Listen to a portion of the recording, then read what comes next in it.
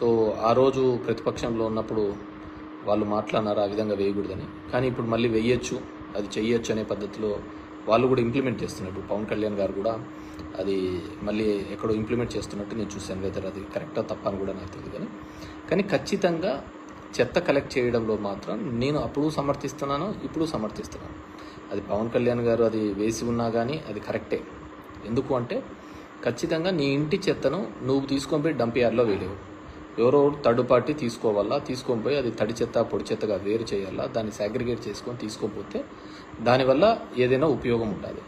So దాన్ని ఆ రోజు వాళ్ళు ప్రతిపక్షంలో రాజకీయంగా వాడుకోవచ్చు, కానీ ప్రజల శ్రేయస్సు కోసం అయితే దట్స్ బెటర్. లేకుంటే మొత్తం చెత్త అంతా తీసుకొని పోయి కాలువలలో వేస్తారు, ఇంటి ముందర వేస్తుంటారు. దానివల్ల రోగాలు ఇవి తప్ప వేరేది ఏది రాదు. సో అది ఆ రోజు వాళ్ళకి తెలియకపోయి ఉండొచ్చు, తెలిసి ఉండొచ్చు, కానీ రాజకీయంగా ఏదో ఒకటి నింద వేసిండు. ఇప్పుడు మళ్ళీ ఇంప్లిమెంట్ చేస్తున్నారని నేను అనుకుంటున్నాను.